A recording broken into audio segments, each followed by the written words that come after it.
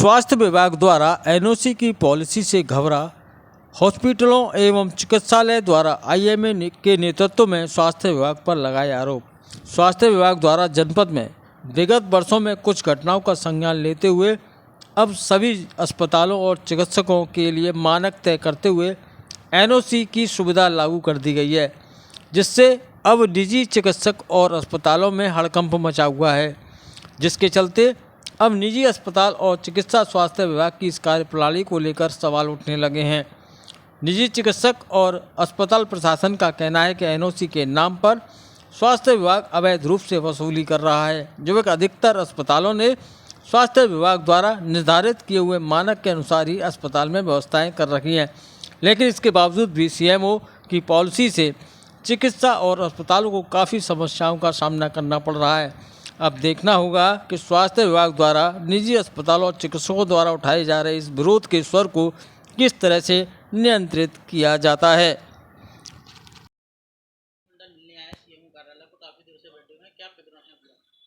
देखिए, हम लोग मैं आईएमए का अध्यक्ष हूँ, डॉक्टर पवन अग्रवाल, और हम लोग ने 31 मार्च के आसपास अप्लाई करा था हॉस्पिटल के रजिस्ट्रेशन के लिए पूरे मथुरा की आईएमए के नाम। तब हमें ये एश्योर किया गया था कि हम सब रजिस्ट्रेशन टाइमली कर देंगे। उसके 1-2 महीने का टाइम लिया गया। उसके 1-2 महीने के बाद सभी के पास प्रोविजनल रजिस्ट्रेशन आ गए हैं, पर लगातार हम लोग बार बार सीएमओ साहब से मिल रहे हैं। तो अब सीएमओ साहब ये कहते हैं कि 10 बेड से ऊपर वाले जितने भी नर्सिंग होम है सबों को फायर की एनओसी चाहिए, जबकि इस तरह का कोई भी गैजेट्स मौजूद नहीं है, कोई भी जियो मौजूद नहीं है। जो जियो है हमारे पास वो सब 15 मीटर से ऊपर के हॉस्पिटल और 500 वर्ग मीटर से ऊपर के हॉस्पिटल के लिए अवेलेबल है, ठीक है। और जब भी हमने फायर की एनओसी उसके लिए अप्लाई करा था सीएमओ के रजिस्ट्रेशन के लिए, तब भी हमारे पास प्रोविजनल रजिस्ट्रेशन निकल के आ गए थे। इसका मतलब कि जो हमारा पोर्टल है वो फायर की एनओसी चाहता ही नहीं है, ये वाला मुद्दा है। तो आज हम सीएमओ साहब से मिलने आए हैं इस बारे में। उन्होंने हमको लेटर जारी करा था कि अगर आपके पास कोई जियो हो तो उसको लेके मिले। तो क्या मुलाकात हो पाई नहीं होता? अभी डीएम साहब की मीटिंग चल रही है, हम आधा घंटा पौन घंटा बैठे हुए हैं, देखो फिर क्या बात होती है। क्या मांग रख रहे हैं सर आप? देखिए, ऐसा है, फायर की एनओसी की कहीं ज़रूरत नहीं है अभी तक। और आपके जो सरकारी अस्पताल हैं जितने भी मथुरा में, किसी के पास फायर की एनओसी नहीं है, जहाँ 100 मरीज भर्ती रहते हैं।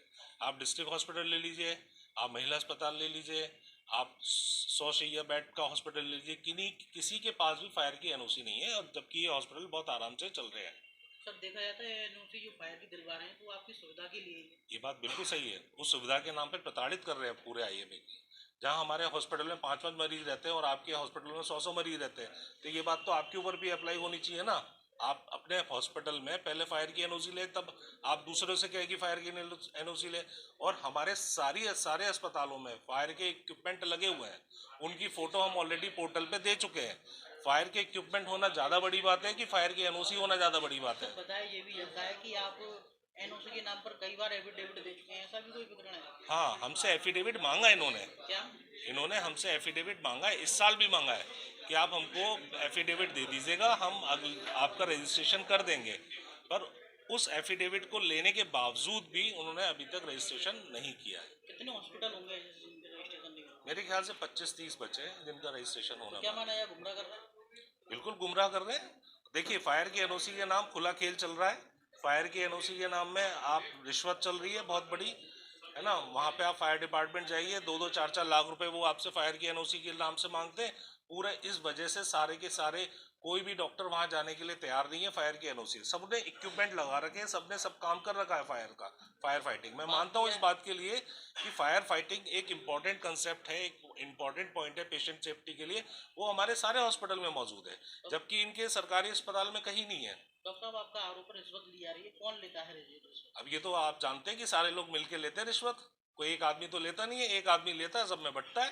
और ये बात बिल्कुल फैक्ट है, इसमें कोई दो राय नहीं है कि रिश्वत नहीं ली जाती है। तो क्या माना है, स्वास्थ्य विभाग के अधिकारी भी मिले हुए हैं? बिल्कुल हो सकता है, इसमें कोई दो राय नहीं है। एलिगेशन मिल रहा है वो सिर्फ इसलिए मिल रहा है कि जो प्रोविजन नहीं है, जो फायर एनओसी डिपार्टमेंट नहीं देगा, क्योंकि ये प्रोविजन ही नहीं है। 15 मीटर से ऊपर की बिल्डिंग 500 स्क्वायर फीट से चौड़ा लंबा अगर आपका नर्सिंग होम है तब वो अनापत्ति प्रमाण पत्र देते हैं, वरना वो अनापत्ति प्रमाण पत्र देते ही नहीं। अब इस बात को बगैर फायर डिपार्टमेंट से जानकारी किए हुए सीएमओ साहब इंसिस्ट कर रहे हैं। क्यों कर रहे हैं? तो क्या चाहते हैं आप? हम क्या चाहते हैं, जो अंडर प्रोविजन है वो तो, जब एनओसी का रिक्वायरमेंट ही नहीं है। ये फायर विभाग के उपनिदेशक फायर पर क्षेत्र का लेटर है, उसमें लिखा है उपरोक्तानुसार भवन निर्माण एवं विकास उपविधि 2008 के पिस्तर इतने इतने के अनुसार रिहायशी कमर्शियल भवन जो 4 मंजिल से कम ऊंचाई 15 मीटर से कम और निर्मित भवन जो रिहायशी या कमर्शियल है 4 मंजिल से कम आपत्ति प्रमाण पत्र के संबंध में अग्निशमन विभाग से किसी प्रकार की कोई कार्यवाही अपेक्षित नहीं। तो आप इनके हित में आए हैं इन सब लोगों के? मैं हित में नहीं आया हूँ, मैं तो सही बात कहने आया हूँ। ये तो राइट तो सीएमओ साहब देखें। अच्छा, मेरा काम हितायत का नहीं है, मेरा काम तो ये है कि आप प्रोविजन के अंतर्गत जो रूल्स के अंतर्गत है वो करवाएं। जो रूल के अंतर्गत नहीं आते बाकी हरेस क्यों कर रहे हैं डॉक्टरों को? मतलब आप उनके साथ नहीं है जो उनके रूल में नहीं आते हैं? मैं तो रूल के साथ हूँ।